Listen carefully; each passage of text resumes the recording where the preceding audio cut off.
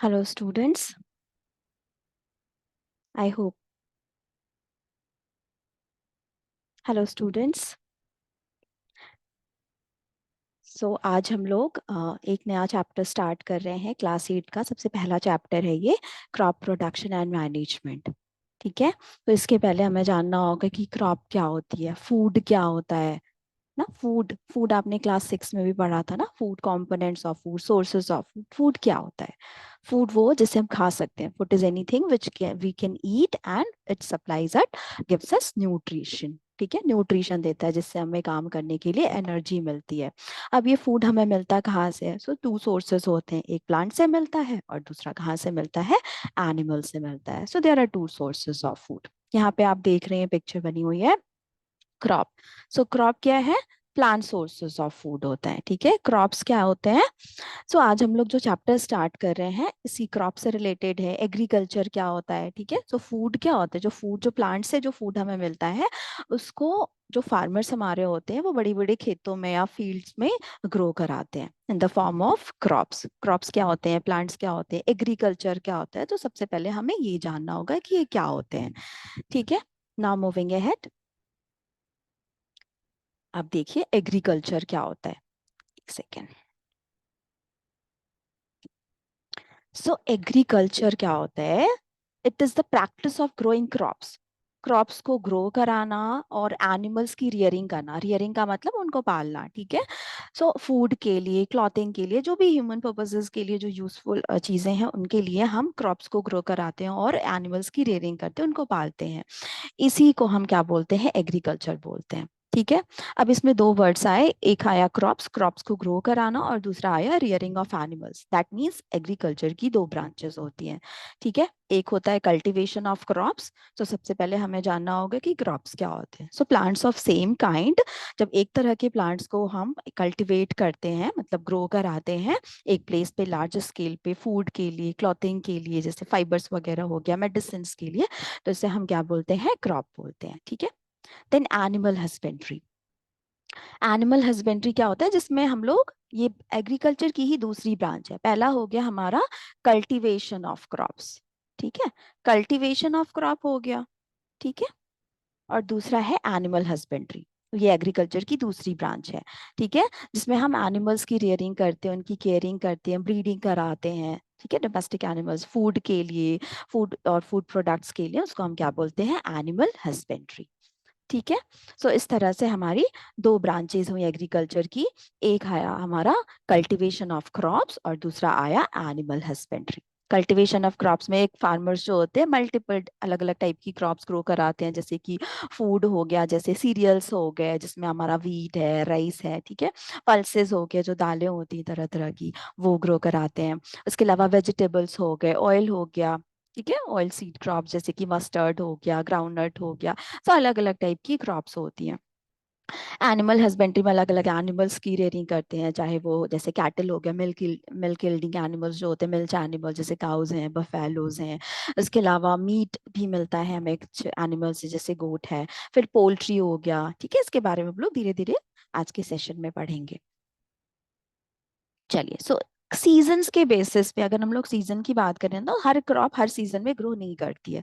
अलग अलग टाइप की क्रॉप अलग अलग सीजन में ग्रो करती है। उनकी रिक्वायरमेंट जो होती है क्लाइमेट वगैरह की, जो भी वाटर की, टेम्परेचर की, इन सब की रिक्वायरमेंट अलग अलग होती है। इसे अलग अलग टाइप की जो क्रॉप्स होती है वो अलग अलग सीजन में ग्रो करती है। तो इस बेसिस पे हम क्रॉप्स को थ्री कैटेगरीज में डिवाइड कर सकते हैं। पहली होगी खरीफ क्रॉप, दूसरी है रबी क्रॉप, और तीसरी हो गई जैद क्रॉप। खरीफ क्रॉप जो होती है मॉनसून, जो रेनी सीजन क्रॉप्स होती हैं, इनमें पानी भी ज्यादा चाहिए होता है, इनकी डिमांड, वाटर की डिमांड इनकी ज्यादा होती है। सो जून टू अक्टूबर या जुलाई से अक्टूबर के बीच में इनको ग्रो कराया जाता है। जून में इनकी सोइंग की जाती है और अक्टूबर में इनकी हार्वेस्टिंग की जाती है। हार्वेस्टिंग मतलब काटते हैं मैच्योर क्रॉप को। तो इनके एग्जांपल्स आपके खरीफ क्रॉप्स के हो गए, राइस हो गया, मेज है, मक्का, ज्वार है, बाजरा है, सोयाबीन है, कॉटन है, ग्राउंडनट है। ठीक है, ये सारे हमारे जो है आपके खरीफ क्रॉप्स के एग्जाम्पल हैं। देन रबी क्रॉप्स की बात करें, विंटर सीजन की क्रॉप होती है। विंटर सीजन की क्रॉप में जैसे कि अक्टूबर से फरवरी के बीच में, या अक्टूबर से मार्च, ठीक है, इनके एग्जाम्पल से, इनको लो टेम्परेचर चाहिए होता है ना, विंटर सीजन की क्रॉप है ये। सो जैसे वीट है, बार्ली है, ग्राम है, पी है, मस्टर्ड है, आपने देखा भी होगा इसी सीजन में खेतों में लहराती हुई फसलें दिखती हैं ये। देन जैद क्रॉप जो होती है समर क्रॉप कहलाती है, इन्हें टेम्परेचर ज्यादा चाहिए होता है, और इनकी एक पहचान होती है ना, इनमें वाटर कंटेंट ज्यादा होता है, so they keep us hydrated in the summer season which we need in the summer season. ठीक है, सो मार्च से जून की टाइम पीरियड में इनको ग्रो कराया जाता है, जैसे कि वाटरमेलन हो गया, इसके एग्जाम्पल मस्क मेलन, ठीक है, कुकुम्बर हो गया, आजकल मिल रहा है ना, वेजिटेबल्स जो हो गए हमारे कुछ वो, ठीक है, कुकुम्बर है, फॉडर क्रॉप्स भी कुछ होते हैं। Now moving ahead. यस, अब second, हाँ, अब जो है फार्मर्स एक अच्छी क्रॉप क्रॉप को ग्रो कौन ग्रो कराता है? फार्मर्स ग्रो कराते हैं। पहले हम लोग कल्टीवेशन ऑफ क्रॉप्स के बारे में पढ़ेंगे, देन हम लोग पढ़ेंगे एग्री एनिमल हस्बेंड्री। सो जो क्रॉप्स को ग्रो कराने के लिए फार्मर्स को कुछ प्रैक्टिस, जैसे आपको एग्जाम देना होता है तो आपको एग्जाम के लिए पहले से प्रिपरेशन करनी पड़ती है ना, सारे कॉन्सेप्ट को पढ़ना होता है, रिवाइज करना होता है, ठीक है, ताकि आपका एग्जाम अच्छे से जाए। ठीक वैसे ही फार्मर्स को अच्छी क्रॉप ग्रो कराने के लिए कुछ प्रैक्टिसेस, कुछ एक्टिविटीज एक सीरीज में परफॉर्म करनी होती है। इन्हीं एक्टिविटीज को हम क्या बोलते हैं? Agricultural practices.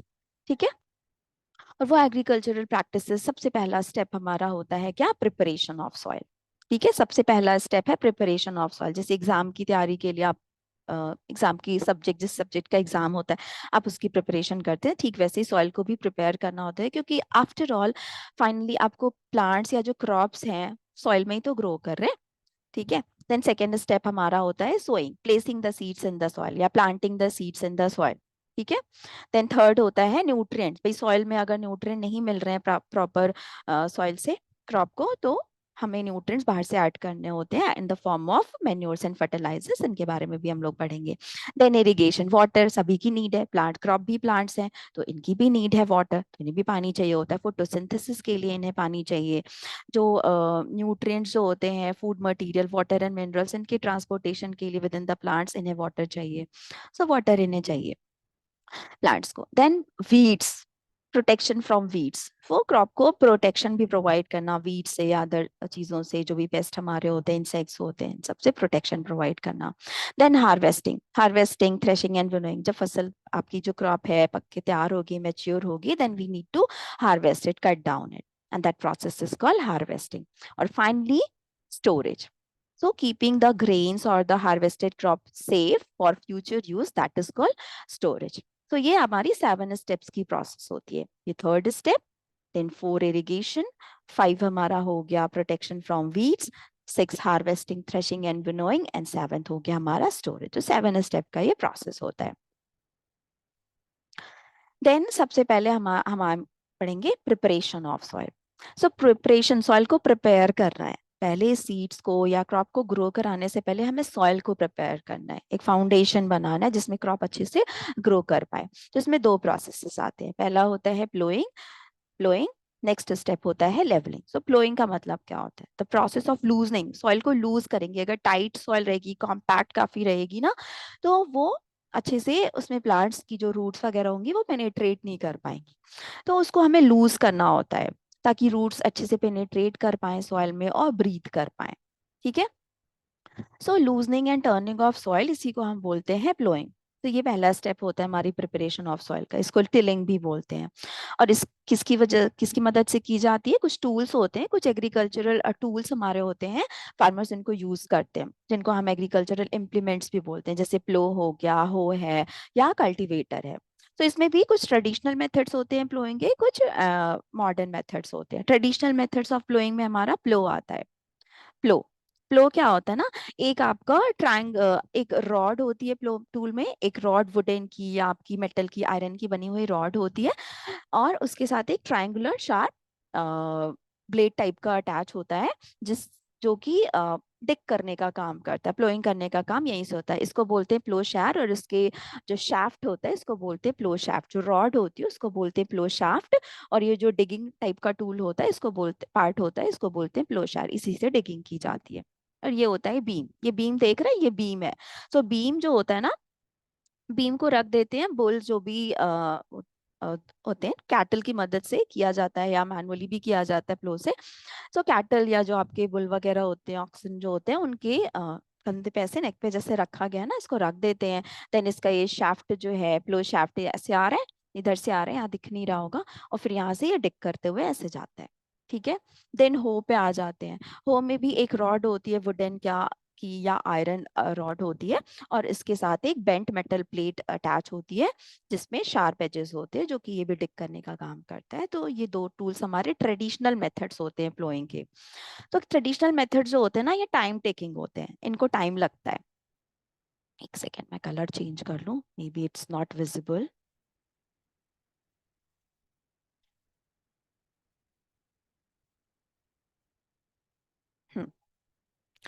सो टाइम टेकिंग होता है, इसमें टाइम लगता है, टाइम टेकिंग होता है, एफर्ट चाहिए होता है, नीड्स एफर्ट। ठीक है, ह्यूमन एफर्ट, टाइम बहुत ज्यादा लगता है। तो इसीलिए मॉडर्न मेथड कल्टीवेटर, इसमें क्या होता है, जैसे हमारा प्लो या हो जैसा ही टूल ट्रैक्टर से अटैच करते जाते हैं, आपको देख रहे होंगे ये शार्प एजेस जैसे टू हो आपकी प्लो जैसे टूल्स हैं, जिनको ट्रैक्टर से अटैच कर दिया गया है।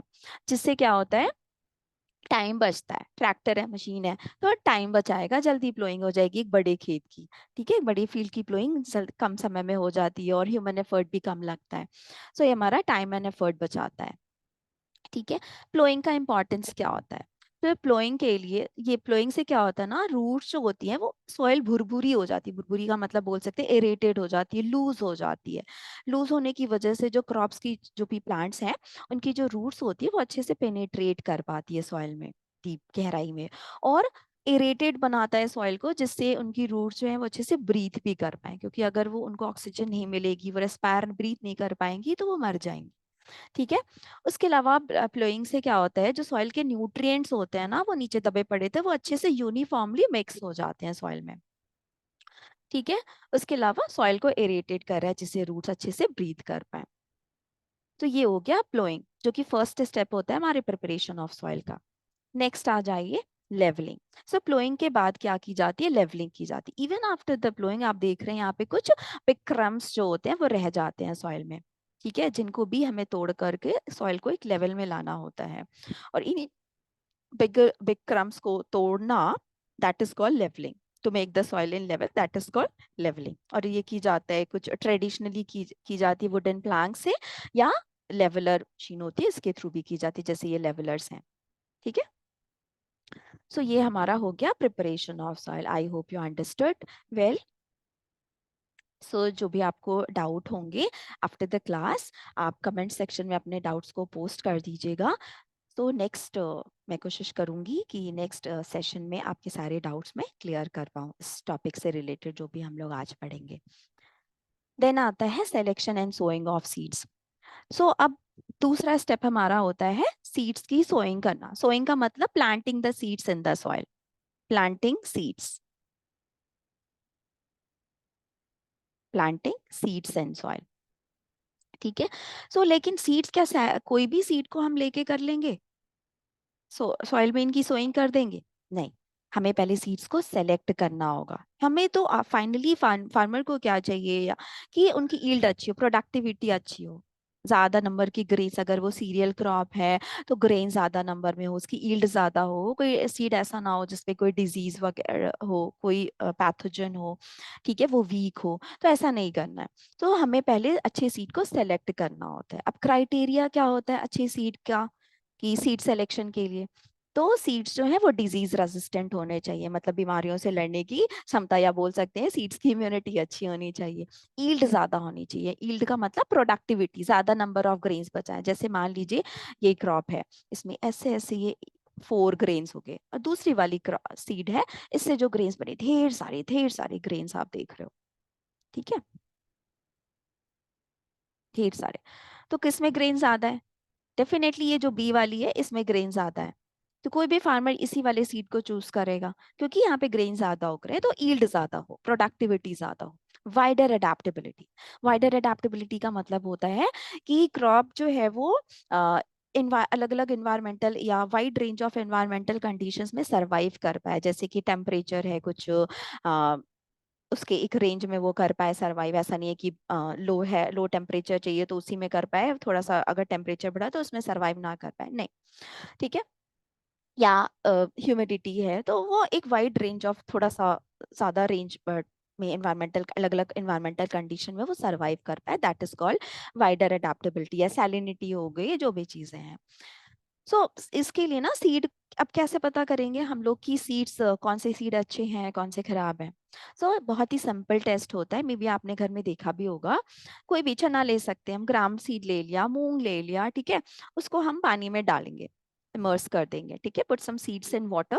और आप देखेंगे ना, जो कुछ सीड्स जो होते हैं पानी के सरफेस पे ऐसे तैरने लगते हैं, और कुछ पानी में डूब जाते हैं। जो डूब जाते हैं ना, वो हैवी होते हैं और हेल्दी होते हैं। हेल्दी होने की वजह से वो हैवी होते हैं, हेवी होते हैं और वो डूब जाते हैं, दे सिंक, ये सिंक कर जाते हैं, डूब जाते हैं। बट जो आपकी जो लाइटर है ना, इसका मतलब जो इंसेक्ट्स थे उनको, इनको अंदर से खा के इनको हॉलो बना दिया, खोखला बना दिया है, जिसकी वजह से ये हॉलो हो गया, और हॉलो होने की वजह से ये लाइट वेटेड हो गए। ठीक है, लाइटर हो गए, लाइट वेटेड, और ये फ्लोट करने लगे। ठीक है। सो ये बहुत सिंपल टेस्ट है, जिसकी वजह से, जिससे हम टेस्ट कर सकते हैं हेल्दी सीड्स और डैमेज सीड्स। तो ये हमारे डैमेज सीड्स हैं और ये हमारे हेल्दी सीड्स हैं। Now moving ahead. अब सोइंग ऑफ सीड्स कैसे करते हैं? सीड्स की सोइंग के लिए भी कुछ चीजें हमें ध्यान में रखनी है, कि सीड्स की जो सोइंग है सॉइल में, एक राइट डेप्थ पे होनी चाहिए, बहुत ज्यादा गहराई में भी नहीं होनी चाहिए, अदरवाइज जो सीड्स होंगे वो ब्रीथ नहीं कर पाएंगे, मर जाएंगे वो। और राइट इंटरवल में होना चाहिए। ठीक है। बहुत ज्यादा सरफेस पे भी एकदम सॉइल में ना हो, नहीं तो बर्ड्स उनको खा जाएंगे। बहुत ज्यादा गहराई में भी ना हो। दूसरी चीज कि मतलब राइट डेप्थ में हो। दूसरी चीज राइट इंटरवल पे हो, यानी कि बहुत पास पास क्राउडेड ऐसे नहीं होने चाहिए, थोड़ा प्रॉपर डिस्टेंस होना चाहिए रेगुलर इंटरवल्स पे, जिससे उनके बीच ओवर क्राउडिंग ना हो, कंपटीशन ना हो, न्यूट्रिएंट्स के लिए, वाटर के लिए, सनलाइट के लिए, स्पेस के लिए, इन चीजों के लिए उनके बीच कंपटीशन ना हो। अब सोइंग के लिए भी हमारे दो मेथड्स होते हैं। एक होता है ट्रेडिशनल, जो कि डेफिनेटली टाइम टेकिंग होता है। ठीक है। So traditional method of sowing में हमारा एक फनल सोइंग की जाती है। इसमें एक जो टूल होता है फनल सोइंग के में, इसमें क्या होता है, एक फनल होता है, और फनल से अटैच, ये आपका फनल है, फनल से अटैच आपको दो से तीन आपको हॉलो पाइप्स दिखेंगे, जैसे यहाँ पे दिख रहे हैं। और इन पाइप्स का जो लोअर एंड होता है वो एक डिगिंग टूल होता है, उससे अटैच होता है, जिसमें यहाँ पे होल्स होते हैं विद शार्प एजेस। तो जब इससे डिग करता है ना, तो सीड्स ऊपर से, सीड्स डाले जाते हैं पाइप के थ्रू, ये डिगिंग टूल के थ्रू जब डिग किया जाता है, तो ये सीड्स यहाँ से होकर के आ जाते हैं। अच्छा। ठीक है। सो कभी कभी कैटर्स को भी यूज किया जाता है इसमें, but still it is a time taking process, जो फाइनल सोइंग होता है ट्रेडिशनल मेथड। ठीक है। सो मॉडर्न मेथड्स जो हमारा टाइम बचाए और एफर्ट बचाए। सो मॉडर्न मेथड क्या है?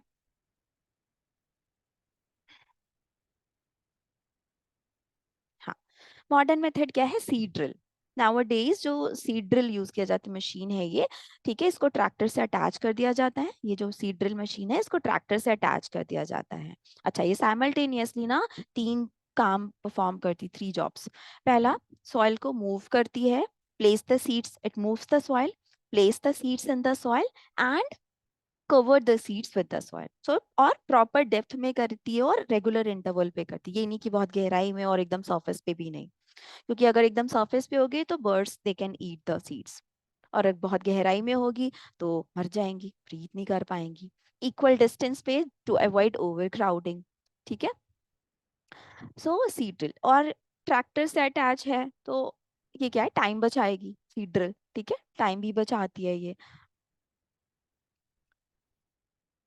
और हमारा एफर्ट भी बचाती है। नेक्स्ट स्टेप जो हमारा एग्रीकल्चरल प्रैक्टिस का होता है, addition of manure and fertiliser. ठीक है।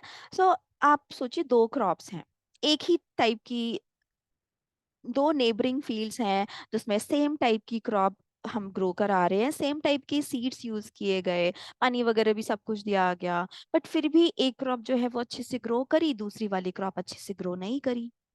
रीजन क्या हो सकता है?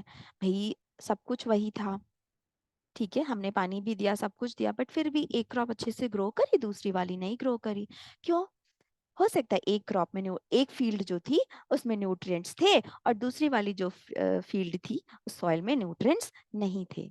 क्या होता है ना, लगातार क्रॉप को हम ग्रो कराने की वजह से सॉइल में न्यूट्रिएंट्स की कमी हो जाती है। और इसकी वजह से हमें न्यूट्रिएंट्स को बाहर से देना पड़ता है सॉइल में, क्योंकि न्यूट्रिएंट्स पौधे को चाहिए, क्रॉप भी तो प्लांट्स है, उन्हें भी न्यूट्रिएंट्स चाहिए। सो ये हमें देना पड़ता है in the form of manure and fertilisers, ठीक है।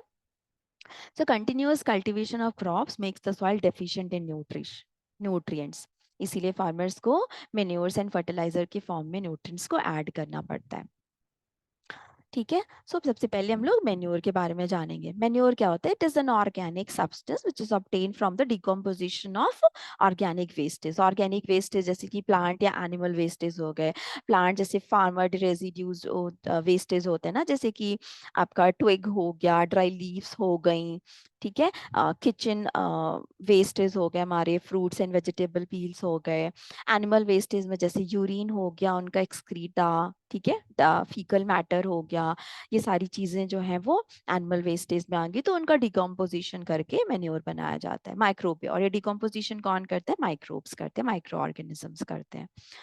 सो फार्मर्स क्या करते हैं, खेत में, फार्म में ही क्या करते हैं, एक गड्ढा डिग कर लेते हैं, दे dig a pit and add these organic wastes, plant and animal wastes in that pit, ठीक है ना, allowed to decompose them with the help of microorganisms, ठीक है। सो ये आपका मैन्योर में कन्वर्ट हो जाता है। देन एडवांटेजेस क्या होते हैं मैन्योर को, ठीक है, तो ये वाटर सॉइल का ना टेक्सचर इंप्रूव करता है, ठीक है। देन उसकी जो बनावट होती है उसको इम्प्रूव करता है, वो सॉइल की वाटर होल्डिंग कैपेसिटी को इन्हांस करता है, मतलब कि वाटर को रिटेन, उसको पकड़ के रख पाए सॉइल, सॉइल वाटर को, तो इसको इन्हांस करता है। It makes the soil porous, soil को भुरभुरा बनाता है, पोरस बनाता है, एरेटेड बनाता है, जिससे गैसेस एक्सचेंज इजी हो पाए, फैसिलिटेट मतलब इजी हो पाए।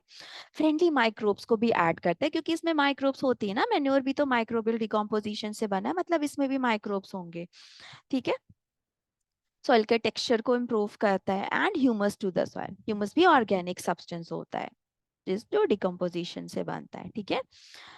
देन लिमिटेशन क्या होता है, कुछ लिमिटेशंस भी होती है मैन्योर की, कि मैन्योर जो होता है it is not rich in specific nutrients, ठीक है। जैसे हमारे ना मैक्रो एंड माइक्रो न्यूट्रिएंट्स होते हैं। मैक्रो न्यूट्रिएंट्स में दो तरह के न्यूट्रिएंट्स होते हैं, एक होते हैं मैक्रो न्यूट्रिएंट्स, दूसरे होते हैं माइक्रो न्यूट्रिएंट्स। मैक्रो जो मैक्रो मतलब ज्यादा अमाउंट में चाहिए होते हैं, लार्ज अमाउंट में चाहिए होते हैं, जैसे हमारा नाइट्रोजन हो गया, फास्फोरस हो गया, पोटेशियम हो गया, कैल्शियम हो गया, ठीक है, मैग्नीशियम हो गया, सल्फर हो गया, ये सब मैक्रो न्यूट्रिएंट्स में आते हैं। उसके अलावा carbon hydrogen, nitrogen, carbon hydrogen oxygen, ये सब हमारे मैक्रो न्यूट्रिएंट्स में होते हैं, ज्यादा अमाउंट में चाहिए होते हैं। माइक्रो में हमारे स्मॉल अमाउंट में चाहिए होते हैं, जैसे हमारा बोरॉन हो गया, आयरन हो गया, ठीक है, कॉपर हो गया, आपका मैग्नीज हो गया, ठीक है, ये क्लोरीन हो गया, ये सब कुछ एग्जाम्पल्स है हमारे माइक्रो न्यूट्रिएंट्स के। सो स्पेसिफिक न्यूट्रिएंट्स इसमें नहीं पाए जाते हैं, आप बोल सकते हैं कि मैन्योर में लिमिटेड न्यूट्रिएंट्स होते हैं, और ये बल्कि भी होता है, सो ट्रांसपोर्टेशन भी इजी नहीं होता इसका, तो इसका भी एक सब्स्टिट्यूट है अगर, ठीक है,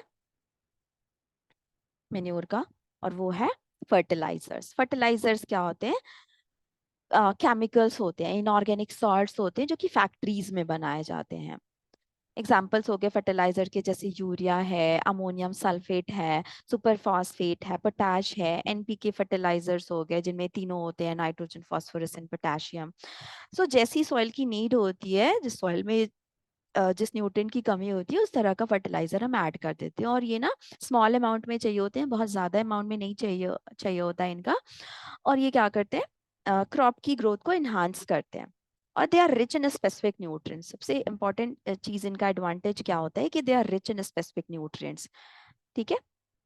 जिस सॉइल की जैसी रिक्वायरमेंट है न्यूट्रिशन न्यूट्रिएंट्स की, वैसा फर्टिलाइजर हमें उन्हें देना पड़ता है।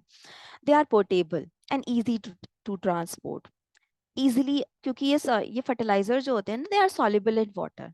क्यों एब्जॉर्ब कर पाते हैं? क्योंकि ये सॉल्युबल होते हैं, सॉल्ट है ना, इनऑर्गेनिक सॉल्ट है, तो ये सॉल्युबल होते हैं वाटर में, और इजीली इनको प्लांट्स की रूट्स एब्जॉर्ब कर लेती हैं। They enhance the crop productivity, but इनके डिसएडवांटेजेस भी ढेर सारे, आप खुद ही देखिए, ठीक है। डिसएडवांटेजेस का मतलब इनके नुकसान। एक तो पहली बात ये केमिकल्स होते हैं, तो थोड़े समय तक के लिए तो फर्टिलाइजर का यूज सही है, बट लंबे समय तक के लिए हम फर्टिलाइजर को नहीं यूज कर सकते, बिकॉज ये क्या करते हैं, केमिकल्स होते हैं, या तो सॉइल को बहुत ज्यादा एसिडिक बना देंगे या बहुत ज्यादा बेसिक बना देंगे, जो कि क्रॉप के लिए अच्छा नहीं है। बहुत ज्यादा एसिडिक और बेसिक सॉइल जो है वो क्रॉप की ग्रोथ के लिए अच्छी नहीं होती है। जो बेनिफिशियल माइक्रोब्स होते हैं ना, उनको भी ये किल कर देते हैं, क्योंकि केमिकल्स हैं, उनको किल कर देते हैं इजीली। ये चूंकि वाटर में सॉल्युबल होते हैं easily, they washed away with the run of water and added into the water bodies and cause the water pollution। Water pollution cause करते हैं। सॉइल की फर्टिलिटी को, अगर लंबे समय तक हम फर्टिलाइजर को यूज करते हैं, सॉइल की फर्टिलिटी को रिड्यूस करते हैं, सबसे बड़ी बात। देन एक्सपेंसिव होते हैं, हर तरह का फार्मर इनको यूज नहीं कर सकता। ये एक्सपेंसिव, जितने भी मॉडर्न मेथड्स भी हम लोगों ने इसके पहले भी पढ़े थे, आपका सोइंग के लिए था, फ्लोइंग के लिए था, एक्सपेंसिव होते हैं, हर फार्मर इनको बेयर नहीं कर सकता। They provide only short term benefits. थोड़े समय के लिए फर्टिलाइजर का यूज सही है, but not for the long term. They change the nature of soil. ठीक है, या तो बहुत ज्यादा इसको एसिडिक बना देंगे या एल्किलाइन या बेसिक बोलते हैं ना, बना देंगे। अब आ जाते हैं, नेक्स्ट हमारा है, अब ये देखिए एक एग्जांपल है आपका एनसीईआरटी का। देखिए थ्री यहाँ पे हमने पॉट्स लिया हुआ है। सेट ए है, सेट बी है और सेट सी है। सेट ए में हमने क्या लिया है, केवल सॉइल ली हुई है। ठीक है। सेट बी में हमने सॉइल और मैन्योर दोनों लिया। ठीक है। सेट सी में हमने सॉइल के साथ फर्टिलाइजर भी मिलाया है। ठीक है। और इनमें तीनों में ही सेम टाइप के सीड्स हमने ऐड किए, सेम अमाउंट में हमने इरिगेशन भी दिया, मतलब वाटर भी ऐड किया। बस इसमें ए में बस सॉइल था, बी में सॉइल के साथ मेन्योर और सी में सॉइल के साथ फर्टिलाइजर। आप खुद ही देखिए ग्रोथ किसमें सबसे ज्यादा हो रही है। सबसे ज्यादा ग्रोथ हुई सी में। क्यों? क्योंकि fertiliser they are rich in specific nutrients, so इनको प्रॉपर न्यूट्रिएंट्स मिले, इसलिए वो उसमें ग्रोथ सबसे ज्यादा हुई। Maximum growth we can observe in C pot. But in B, क्योंकि मेन्योर था, सो न्यूट्रिएंट्स लिमिटेड होते हैं, सो ग्रोथ भी लिमिटेड हुई। और ए में सबसे कम ग्रोथ हुई, क्योंकि हमने एडिशनल न्यूट्रिएंट्स नहीं ऐड किए थे, वो वही न्यूट्रिएंट्स यूज कर पाया जो सॉइल में उतना था। ठीक है, ये हो गया। कुछ और भी मेथड्स होते हैं to add the nutrients in the soil और to replenish the nutrients in the soil. ठीक है, वो है हमारा क्रॉप रोटेशन। सो इसमें क्या करते हैं, अल्टरनेट सक्सेशन में हम डिफरेंट क्रॉप्स को ग्रो कराते हैं। जैसे एक सीजन में हमने कोई क्रॉप ग्रो करी, दूसरे सीजन में हमने कोई और क्रॉप ग्रो करी। फिर, या जैसे एक क्रॉप हमने ग्रो करी सीजन 1 में, बी क्रॉप ग्रो करी सीजन 2 में। ठीक है। फिर सीजन 1 आया तो हमने फिर से एक क्रॉप ग्रो करी। इससे क्या होता है ना, किसी पर्टिकुलर न्यूट्रिएंट्स की सॉइल में कमी नहीं होने पाती। एक क्रॉप को जो हमने ग्रो कराया था, तो उससे जो सॉइल में न्यूट्रिएंट्स की कमी हुई थी, वो बी को ग्रो कराने पे पूरी हो गई। जैसे जनरली बी, दूसरी वाली जो क्रॉप है लेग्यूम हो सकती है, जो कि नाइट्रोजन फिक्सेशन करती है, राइजोबियम बैक्टीरिया, याद आ रहा ना, 7th में पढ़ा था। देन नेक्स्ट स्टेप हमारा होता है इरिगेशन। इरिगेशन का मतलब होता है पानी, the supply of water to the crops at regular intervals as per the need of the soil, as per the need of the crop. जैसी क्रॉप की डिमांड होगी, जैसी सॉइल की डिमांड होगी, उस तरह से हम वाटर रेगुलरली ऐड करते हैं क्रॉप पे। ठीक है। अब इरिगेशन के सोर्सेज क्या होते हैं? सो भाई, वेल्स हो गए, ये दिख रहा है ना, वेल्स हो गए, कुएं।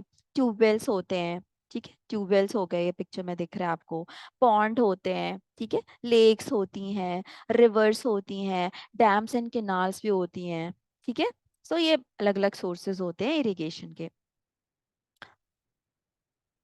ठीक है। अब इरिगेशन के मेथड्स, तो इरिगेशन के यहाँ पे भी हम दो तरह के मेथड्स होते हैं, traditional methods and modern methods. Traditional methods में हमारे 4 मेथड्स होते हैं ट्रेडिशनल में। मोड सिस्टम, हम और भी होते हैं बट हम लोग मेन जो है इंपॉर्टेंट उनको डिस्कस करेंगे। मोड सिस्टम, इसको पुली सिस्टम भी बोलते हैं, मोड और पुली सिस्टम। इसमें क्या होता है, देयर इज अ पुली, एक पुली होती है जिसके ऊपर ये रोप ऐसे लगी होती है। So one and of the rope is attach with the bucket. ठीक है, या जो भी कंटेनर है, एंड अदर एंड ये अटैच होता है कैटल से। यहाँ पे कैटल नहीं बना है, कैटल से अटैच होता है। ठीक है। So when the cattle moves towards the पुली, तो ये बकेट जो है वो वेल में जाती है, नीचे जाती है। ठीक है, gets filled with water.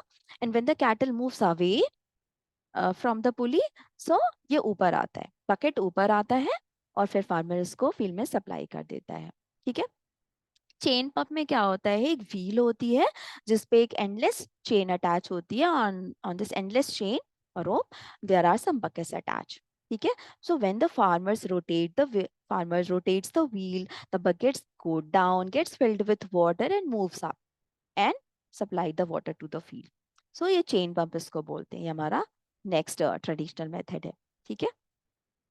Chain यहाँ पे यूज हो रही है इसलिए इसको चेन पंप बोलते हैं।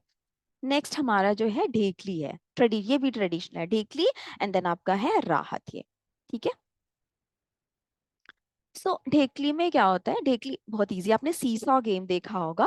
ठीक है। सीसॉ में क्या करते हैं, तो एक बीम होता है और दो सीट्स होती हैं। ठीक है। एक बच्चा एक सीट पे बैठता है, दूसरा बच्चा दूसरी सीट पे बैठता है। जिसका वेट ज्यादा होता है वो नीचे चला जाता है ना, और जिसका वेट हल्का होता है वो ऊपर आ जाता है। ठीक वैसे ही ढेकली भी काम करती है। तो ढेकली में क्या होता है, एक वुडन बीम है आपको दिख रही है ना, इसके एक एंड पे रोप की मदद से हम एक स्टोन बांध देते हैं और दूसरे एंड पे हम रोप की मदद से एक बकेट बांध देते हैं।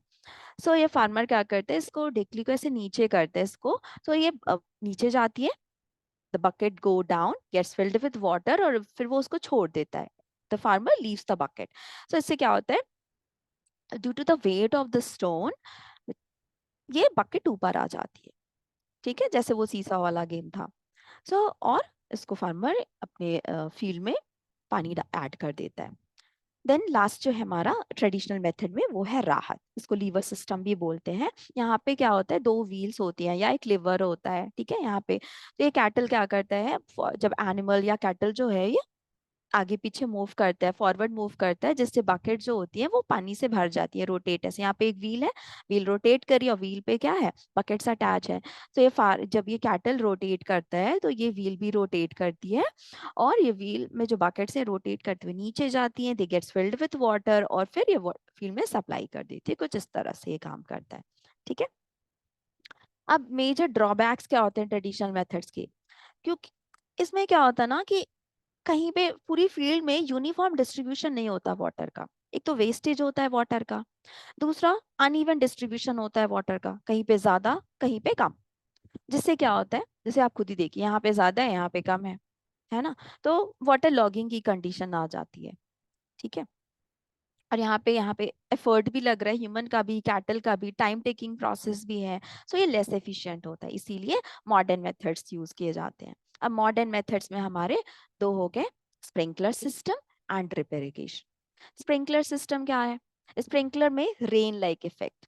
जब बारिश होती है तो कहीं पे ऐसा नहीं ज्यादा या कहीं पे कम, जैसे अगर एक जगह पे हो रही है तो इक्वल, यूनिफॉर्म। ठीक है। तो यहाँ पे भी ये रेन लाइक इफेक्ट करता है। ठीक है। It simulates with the rain effect.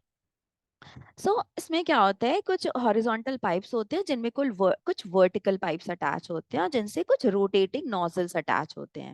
और ये जो रोटेटिंग नोजल्स होते हैं ना, इनसे पानी निकलता है eight regular intervals in the form of sprinkle, जैसे फाउंटेन होता है ना, उससे उसकी तरह से ये पानी ऐसे निकलता है। तो ये रेन की तरह से पानी फव्वारे की तरह से निकलता है और ये यूनिफॉर्मली डिस्ट्रीब्यूट होता है। ये जो स्प्रिंकलर सिस्टम है ना, ये हमारे जो अनइवन लैंड सर्फेसेस होती है ना, वहां पे इरिगेशन के लिए ये सिस्टम बहुत अच्छा माना जाता है। ठीक है। सो uniform, it gives the uniform distribution of water. ठीक है। सैंडी सॉइल के लिए भी अच्छा होता है। देन नेक्स्ट है, यहाँ पे आप देखिए, then drip irrigation. Drip irrigation में क्या करते हैं, इसमें भी कुछ पाइप्स हैं जिनमें थोड़ी थोड़ी दूरी पे क्या होते हैं, पोर्स बने होते हैं, छोटे छोटे होल्स बने होते हैं, जिनसे पानी drop by drop near the roots of the crop add होता है। ठीक है। जिससे ये मिनिमम वेस्टेज ऑफ वाटर आपके ड्रिप इरिगेशन से होता है। तो it prevents the wastage of water. This is the best technique to water plants as it prevents wastage of water. ठीक है। वेस्टेज ऑफ वाटर को ये रोकता है। आप यहाँ देखिए, मिनिमम वेस्टेज ऑफ वाटर इससे होता है। Now moving ahead, next step हमारा है क्रॉप प्रोटेक्शन एंड वीड्स। ठीक है। सो कुछ अनवांटेड प्लांट्स होते हैं, क्रॉप को प्रोटेक्ट भी करना है, क्रॉप हमने ग्रो करा दी सब कुछ, लेकिन अगर उस पे कोई बीमारी आ गई, कोई इंसेक्ट आ गया या कोई अनवांटेड प्लांट ग्रो कर गया, तो वो क्या करेगा, उसको ग्रो नहीं करने देगा। ठीक है। सो उनको हमें हटाना है, अदरवाइज फार्मर की सारी मेहनत जो होता है, सारा उसका एफर्ट जो होता है फेल हो जाएगा, तो वेस्ट हो जाएगा। ठीक है, तो इसके लिए हम क्या करेंगे? तो सबसे पहले हमें जानना होगा, क्रॉप को प्रोटेक्ट करना होगा वीड से। बट वीड्स होते क्या है? सो वीड्स अनडिजायरेबल बोल सकते हैं या अनवांटेड प्लांट्स होते हैं जो कि नेचुरली स्पॉन्टेनियसली ये क्रॉप के साथ ग्रो कर जाते हैं और start to compete with them for the nutrients, for nutrients के लिए, न्यूट्रिएंट्स के लिए, ठीक है, वाटर के लिए, ठीक है, स्पेस हो गया, सनलाइट हो गया, सभी चीजों के लिए ये इनसे compete करने लगते हैं। ठीक है, जिससे क्रॉप को उतने न्यूट्रिएंट्स नहीं मिल पाते और क्रॉप की ग्रोथ इफेक्टेड होती है। तो इसीलिए हमें इन्हें हटाना है और इसी को हम क्या बोलते हैं? वीडिंग बोलते हैं। So the removal of weeds from the field, that is called weeding. कुछ एग्जांपल्स वीड्स के, जैसे पार्थेनियम, ये सभी ने देखा होगा, आपको रोड साइड पे ये दिख भी जाएगा। अगर आप ध्यान से देखोगे ना, घर से बाहर निकलना, आपको ये दिख जाएगा। वाइल्ड ओट हो गया, ज़ैंथियम भी सबने देखा होगा, ये बहुत ही कॉमन पार्थेनियम होता है। ठीक है, आपको रोड साइड पे दिख ही जाएगा, ये तीनों ही आपको दिख जाएंगे। ठीक है, और भी होते हैं, बहुत सारे होते हैं। Then methods of weeding. अब वीडिंग कैसे करेंगे, कैसे हम वीड्स को रिमूव करेंगे? तो इसके भी दो मेथड्स हैं, कुछ मैकेनिकल मेथड्स हैं, कुछ केमिकल मेथड्स हैं। मैकेनिकल मेथड्स में जैसे कि उनको हम अप्रूट, मैनुअली भी हम उनको खींच के निकाल सकते हैं, अप्रूट कर सकते हैं, या खुरपी जो होता है उसकी मदद से भी हम इनको अप्रूट कर सकते हैं। एक टूल होता है, इसकी मदद से भी इनको अप्रूट कर सकते हैं। ये आपका मैकेनिकल मेथड में आ गया। इसके अलावा बेस्ट टाइम उनको रिमूव करने का ये होता है ना कि उनके फ्लावरिंग, मतलब कि जब वो फ्लावरिंग या सीड प्रोड्यूस करने से पहले, उनकी फ्लावरिंग स्टेज आने से पहले हम वीड्स को रिमूव कर दें। अदरवाइज अगर फ्लावरिंग होगी तो क्या होगा? फ्लावरिंग होगी, वो फिर से सीड्स बना लेंगे, हम निकाल भी दिए, उन्हें अप्रूट कर भी दिए, मे बी उनकी सीड्स सॉइल में अभी भी रह गए, ठीक है, जर्मिनेट। ठीक है, सो इसीलिए, और फिर से वो वीड्स बन जाएंगे। सो इसीलिए हमें उनको फ्लावरिंग स्टेज आने से पहले, उनके वेजिटेटिव ग्रोथ में ही, जब वो फ्लावर स्टेज में ना हो, उसी समय हमें उन्हें हटा देना है, वीडिंग कर देनी है। इसके अलावा जो सीड ड्रिल है ना, जो सीड ड्रिल हमने सोइंग के लिए देखा था, सीड ड्रिल को भी यूज किया जाता है वीड्स को हटाने के लिए। ये प्लोइंग के समय भी प्लेइंग के समय भी बहुत सारे जो है वो आपके सीड्स जो होते हैं हट जाते हैं। देन केमिकल मेथड्स, बट फिर भी स्टिल रह जाते हैं, इसी वजह से ये ग्रो कर जाते हैं, जिन्हें हटाना पड़ता है। देन केमिकल मेथड्स, केमिकल्स मतलब केमिकल्स को यूज किया जाता है वीड्स को डिस्ट्रॉय करने के लिए, उनको किल करने के लिए, और इन केमिकल्स को हम बोलते हैं वीडीसाइड्स। एग्जांपल है 2,4-D, ये केमिकल है। सो वीडीसाइड्स जो होते हैं वो, ये भी ध्यान देने की बात है, ये भी वेजिटेटिव ग्रोथ के समय इनको स्प्रे किया जाता है। वीड्स का जब वेजिटेटिव ग्रोथ हो रहा होता है तब उनको स्प्रे किया जाता है, before flowering and seed formation, otherwise फिर से सीड रह जाएंगे। और एक इम्पॉर्टेंट चीज ये है ना, they selectively kill the weeds only. ये जो वीडीसाइड्स होते हैं ना, ये क्रॉप को नुकसान नहीं पहुंचाते।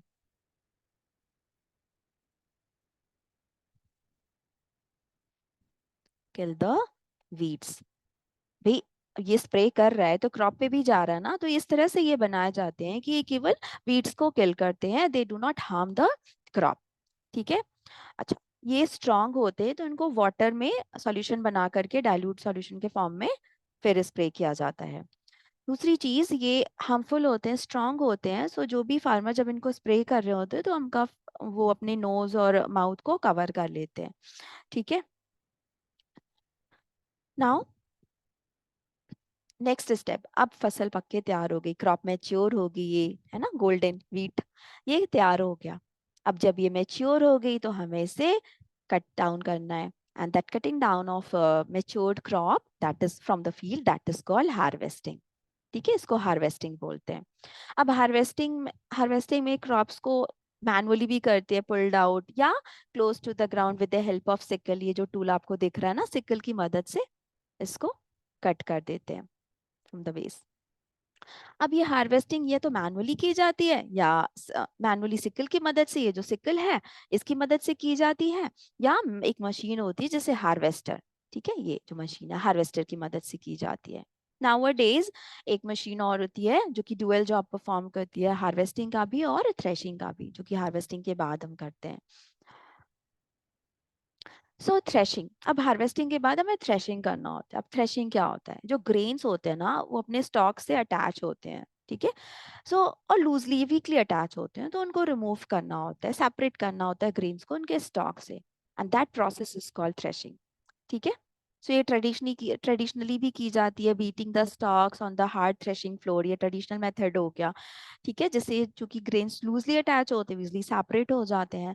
या एक थ्रेशर मशीन भी आती है कुछ इस तरह से, ठीक है, इसकी मदद से भी किया जाता है। या एक मॉडर्न टूल मशीन होती है कंबाइन, जो कि ड्यूअल जॉब परफॉर्म करती है, हार्वेस्टिंग का भी काम करती है और ये थ्रेशर का भी काम करती है। यहाँ से हार्वेस्टिंग हो रही है और यहाँ पे थ्रेशिंग भी हो गई और यहाँ पे ग्रेन्स कलेक्ट हो गए, ठीक है। नेक्स्ट में लेट्स वॉच द वीडियो, ये आपको बताएगा कि कैसे हार्वे कंबाइन काम करता है।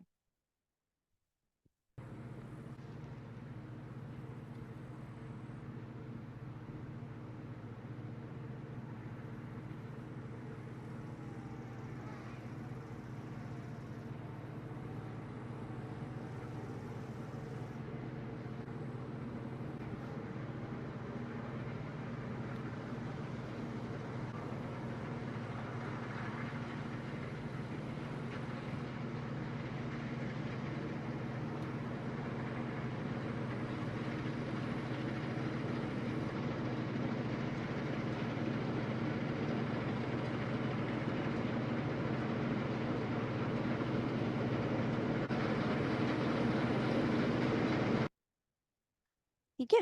सो आपने देखा ना कंबाइन कैसे काम कर रहा था, दो लगा हुआ था, एक हार्वेस्टिंग कर रहा था, हार्वेस्टिंग के बाद जो स्टॉक थे उस स्टॉक से ग्रेन्स को सेपरेट करके ग्रेन्स को एक दूसरे कंटेनर, जो कि उस हार्वेस्टर के कंबाइन के साथ एक पैरेलल मशीन जो चल रहा था कंटेनर, उसमें ग्रेन्स कलेक्ट हो रहे थे। तो ये डुअल जॉब परफॉर्म करता है, जब it saves the time, but definitely expensive है, हर तरह का फार्मर इसको एफर्ट नहीं कर सकता, ठीक है।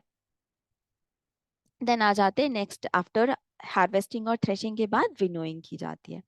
विनोइंग क्या होता है, separation of grain from the shaft.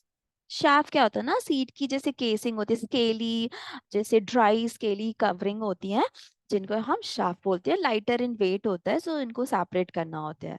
और ये किसकी मदद से किया जाता है, विंड की मदद से। तो ये भी ट्रेडिशनली आपने देखा होगा, ठीक है। ये क्या, लेडी या जो फार्मर होते हैं वो क्या करते हैं, एक हाइट पे खड़े हो जाते हैं, यहाँ पे फैन रहता है, हवा चल रही है, और एक कंटेनर या में क्या करते हैं वो, जो ग्रेन और शाफ्ट का मिक्सचर ले लेते हैं और उनको ऐसे शेक करते हैं, शेक करने धीरे धीरे गिराते हैं, और हवा से जो शाफ्ट होता है वो लाइटर होता है,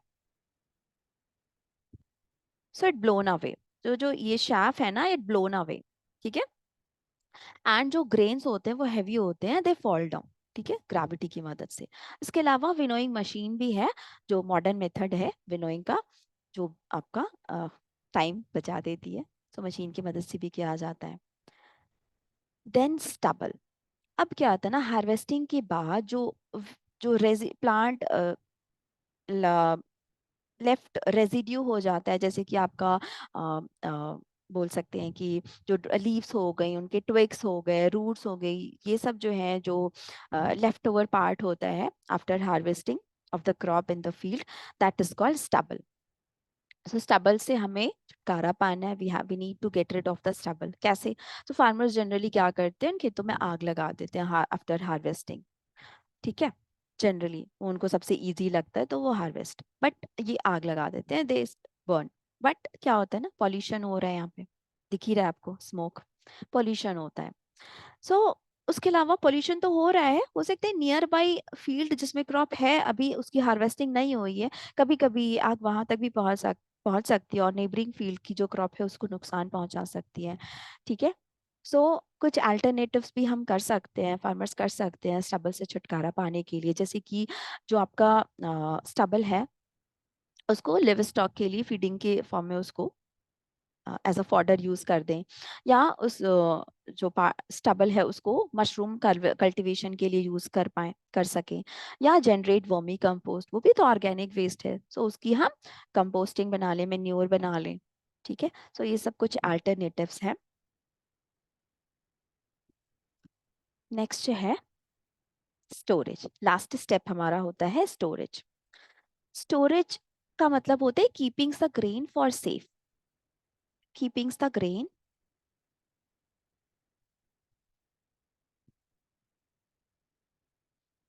safe for future use। ठीक है। सो इसके लिए भी क्या होता है ना, कुछ चैलेंजेस होते हैं। फार्मर्स को इस ग्रेन्स को स्टोर करना होता है, जैसे स्मॉल स्केल में करते हैं, जैसे जूट बैग्स में या मेटालिक बिन्स में। ठीक है, स्मॉल स्केल में ये जूट बैग्स हैं, मेटालिक बिन्स में। ठीक है, और लार्ज स्केल में अगर करना है तो सिलॉज होते हैं, ये सिलॉज है बड़े बड़े। ठीक है, और granaries to protect them from pest like रेस्ट। पेस्ट क्या होते हैं, कोई भी इंसेक्ट हो गया, माइक्रोबिक, जनरली वो ऑर्गेनिजम्स जो कि क्रॉप को नुकसान पहुंचाते हैं, चाहे खेतों में या while growing in the field और ड्यूरिंग स्टोरेज, उनको हम बोलते हैं पेस्ट। जैसे रैट्स हो गए, इंसेक्ट्स हो गए। ठीक है, नाउ मूविंग अहेड, चैलेंजेस। अब स्टोरेज तो करना है, किसमें करना है ये भी देख लिया। अब चैलेंजेस क्या क्या है, किन से खतरा है स्टोरेज के दौरान हमें, मतलब ग्रेन्स को, है ना। सो बायोटिक कुछ फैक्टर्स हैं, कुछ एबायोटिक फैक्टर्स हैं। बायोटिक फैक्टर्स में कुछ ऑर्गेनिजम्स होते हैं, जैसे कि इंसेक्ट्स हो गए, ठीक है, टर्माइट्स वगैरह हो गए, माइट्स हो गए। ठीक है, रैट्स हो गया, माइक्रो ऑर्गेनिजम्स हो गए, ये क्या करते हैं, उनको ग्रेन्स को स्टोरेज के दौरान भी नुकसान पहुंचा सकते हैं। माइक्रो ऑर्गेनिजम्स पे जैसे बैक्टीरिया है, फंजाई है। रैट्स क्या करते हैं, उनको खा जाते हैं, और जिससे resulting in the weight loss. So उनका वेट लॉस हो जाता है। ठीक है, इंसेक्ट्स उनको खा के उनको हॉलो बना देते हैं। ठीक है, हॉलो बना देते हैं, इसी वजह से ना जो सीड्स होते हैं, डैमेज सीड्स, वो फ्लोट करने लगते हैं। माइक्रो ऑर्गेनिजम्स उन पे अटैक करके उनकी न्यूट्रिशनल वैल्यू डिक्रीज कर सकते हैं, उनकी जर्मिनेशन एबिलिटी डिक्रीज कर सकते हैं। ठीक है, एबायोटिक फैक्टर्स में क्या क्या है जो कि स्टोरेज के दौरान ग्रेन्स को नुकसान पहुंचा सकते हैं, वो है मॉइस्चर, टेम्परेचर। तो ये जो माइक्रो ऑर्गेनिजम्स और इंसेक्ट्स होते हैं ना, इनके लिए ये जो मॉइस्चर है ना, और मॉडरेट टेम्परेचर, ये दोनों फेवरेबल कंडीशंस है। जहां पे भी मॉइस्चर होगा ना, वहां पे ये ग्रो करना चाहेंगे ही चाहेंगे। तो हमें टेम्परेचर टेम्परेचर तो करना ही है मेंटेन, उसके अलावा मॉइस्चर से भी हमें अ, हटा देना है, reduce the moisture content. So before storage the grains we need to allow to we need to grow allow the grains to dry in the sun। ठीक है, so grains are should be properly dried in the sun to reduce the moisture in them। ठीक है, जिससे moisture content कम हो जाए। Moisture नहीं रहेगा तो ग्रेन्स जो होंगे, जो पैथोजन है वो अटैक नहीं करेंगे। ठीक है, then proper cleaning of storage place and fumigation. Fumigation जैसे पेस्टिसाइड्स हैं, पेस्ट को किल करने वाले जो केमिकल्स हो गए पेस्टिसाइड्स, फंगस को किल करने वाली फंगीसाइड्स, इनकी स्प्रे की जाती है जहाँ पे भी हम स्टोर कर रहे हैं। और जहाँ पे भी हमें स्टोर करना है, जैसे ग्रेनरीज है या जहाँ पे भी, उसकी उस जगह की प्रॉपर क्लीनिंग होनी चाहिए और फ्यूमिगेशन होना चाहिए। उसके अलावा घर पे छोटे लेवल में भी, जैसे जूट बैग्स में या जो मेटालिक कंटेनर्स में भी किया जाता है, तो उसमें हम ड्राई नीम लीव्स ऐड कर देते हैं ग्रेन्स में, जो कि एक पेस्टिसाइड की तरह काम करता है। ठीक है, keeps the insect away.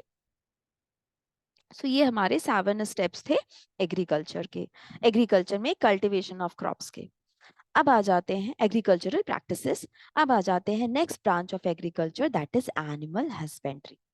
Animal husbandry, so animal husbandry में हम एनिमल्स की केयरिंग करते हैं, उनको पालते हैं, उनकी केयरिंग करते हैं। ठीक है, उनकी ब्रीडिंग कराते हैं, मतलब रिप्रोडक्शन कराते हैं, टू गेट द गुड, उनके जो बच्चे हैं वो गुड क्वालिटी के हों, जिससे वो अच्छी क्वालिटी का मीट दे पाए, मिल्क दे पाए, एग दे पाए, इस तरह से।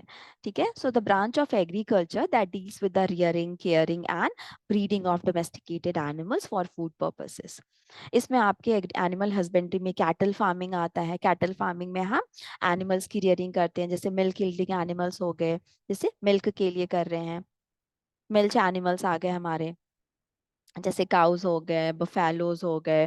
इसके अलावा मीट भी मिलता है हमें, जैसे गोट वगैरह हो गया, गोट से तो दोनों मिल रहा है। ठीक है, देन पोल्ट्री फार्मिंग में हम बर्ड्स की रियरिंग करते हैं, बर्ड्स की रियरिंग करते हैं, मिल्क एंड, सो यहाँ पे हम कैटल फार्मिंग में मिल्क के लिए एंड मीट के लिए करते हैं, और एक और पर्पस होता है कैटल फार्मिंग में, ड्रॉट पर्पसेस के लिए। ड्रॉट पर्पसेस जैसे ना कुछ कैटल्स को यूज किया जाता है ट्रांसपोर्टेशन के लिए, या एग्रीकल्चर में भी आपने देखा ना use, traditional methods of agriculture में चाहे इरिगेशन हो गया या प्लोइंग में यूज कर रहे थे। देन पोल्ट्री फार्मिंग में हम बर्ड्स की रियरिंग करते हैं for the egg and meat, egg और मीट के लिए, ठीक है। देन फिश फार्मिंग में हम fish and other aquatic organisms की रियरिंग करते हैं, ठीक है। फिश का जो मीट होता है ना वो इजीली डाइजेस्टेबल होता है, रिच सोर्स ऑफ प्रोटीन होता है, ठीक है। कैल्शियम अच्छा होता है, विटामिन ए होता है इसमें, सो अच्छा होता है ये। इसके अलावा एक और है एपीकल्चर, जिसमें हम लोग हनी बी की रियरिंग करते हैं टू गेट द हनी, एक और ब्रांच होती है। सो ये हमारे एनिमल हस्बेंड्री में आते हैं। So I hope now it's end of the chapter. So जो भी आपके डाउट्स हैं प्लीज कमेंट सेक्शन में आप अपने डाउट्स को पोस्ट कर दीजिएगा। मैं जल्दी ही नेक्स्ट सेशन आपके सारे डाउट्स क्लियर करने के लिए कंडक्ट करूंगी, जिसमें आपके सारे डाउट्स जो भी आपने कमेंट सेक्शन में अपलोड किया है उसको मैं क्लियर करूंगी आपके सारे डाउट्स। ठीक है, आप पहले से कर दीजिए तो मैं कुछ टाइम भी डाल दूंगी जिससे आप मुझे लाइव सेशन में भी ज्वाइन कर सकते हैं। जब भी आपका जो भी आपका टाइम स्लॉट होगा आप बता दीजिएगा या मैं बता दूंगी तो आप ज्वाइन कर सकते हैं। एंड अगर आपको ये सेशन अच्छा लगा क्रॉप प्रोडक्शन एंड मैनेजमेंट का, तो please like share and subscribe my channel. And ठीक है, thank you and please support. Bye bye, take care, thank you.